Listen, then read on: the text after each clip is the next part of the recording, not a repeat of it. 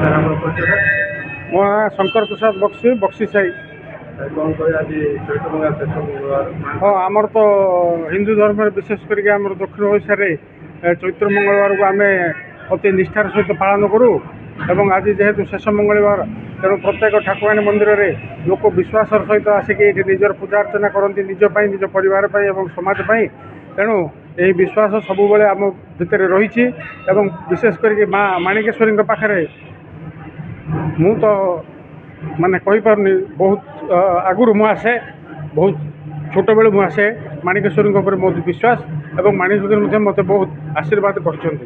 ତେଣୁ ମୁଁ ସମସ୍ତଙ୍କୁ ଅନୁରୋଧ କରୁଛି, ମାଆଙ୍କର ଆଶୀର୍ବାଦ ନେବା ପାଇଁ ଚୈତ୍ର ମଙ୍ଗଳବାରରେ ହୃଦୟର ସହିତ ଆସି ପୂଜା କରନ୍ତୁ, ଆରାଧନା କରନ୍ତୁ। ମୁଁ ହେଉଛି ଶ୍ୟାମ ସୁନ୍ଦର ଗନ୍ତାର ଆଉ କାଳିଆ ଭାଇ ଆଉ ପାରଳାଖେମୁଣ୍ଡି ନିବାସୀ।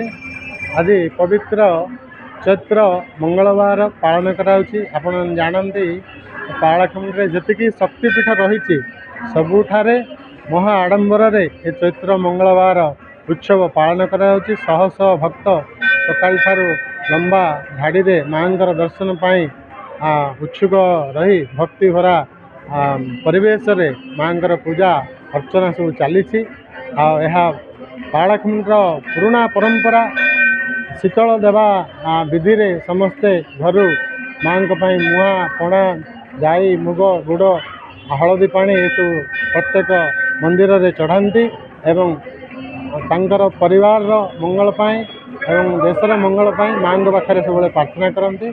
ଏହା ଆମର ଦକ୍ଷିଣ ଓଡ଼ିଶାରେ ବିଶେଷ କରି ପାରଳାଖେମୁଣ୍ଡିରେ ମହା ଆଡ଼ମ୍ବର ସହ ପାଳନ କରାଯାଏ। ଆପଣମାନେ ଦେଖୁଥିବେ ଲୋକମାନଙ୍କର ହର୍ଷ ଉଲ୍ଲାସ ଯେମିତି ଚାଲିଛି। ଏହା ମାଆଙ୍କର ଯେଉଁ ଶକ୍ତିପୀଠ, ମାଆଙ୍କର ଆଶୀର୍ବାଦ ପ୍ରାପ୍ତ କରିବା ପାଇଁ ସମସ୍ତେ ଏହାକୁ ମହା ଆଡ଼ମ୍ବରରେ ପାଳନ କରନ୍ତି। ମୁଁ ଡକ୍ଟର ରଶ୍ମିତା କୁମାରୀ ପାତ୍ର। କ'ଣ କହିବେ ଆଜି ଚୈତ୍ର ମଙ୍ଗଳବାରରେ ମା ମାଣିକେଶ୍ୱରଙ୍କ ପାଖରେ ଭକ୍ତର ସମାଗମ ରହିଛି? ଆଜି ଚୈତ୍ର ଶେଷ ମଙ୍ଗଳବାର, ଚତୁର୍ଥ ମଙ୍ଗଳବାର। ପାରଳାଖେମୁଣ୍ଡି ଆଜି ଚୈତ୍ର ମଙ୍ଗଳ ପାଇଁ ଚଳଚଞ୍ଚଳ। ମାଣିକେଶ୍ୱରୀ ପୀଠ ମଧ୍ୟ ଆଜି ଚଳଚଞ୍ଚଳ। ମାଣିକେଶ୍ୱରୀ ହେଉଛନ୍ତି ପାରଳା ଗଜପତି ମହାରାଜାଙ୍କର ଆରାଧ୍ୟ ଦେବୀ। ମା ମାଣିକେଶ୍ୱରୀ ଏହି ମନ୍ଦିରରେ ପୂଜା ପାଇବା ପୂର୍ବରୁ ରାଜନମ୍ବର ମନ୍ଦିରରେ ପୂଜା ପାଉଥିଲେ, କିନ୍ତୁ ସମୟକ୍ରମେ ମା ଏଠି ପାରଳାର ଆରାଧ୍ୟ ଦେବୀ ଭାବରେ ପୂଜା ପାଇ ଆସୁଛନ୍ତି।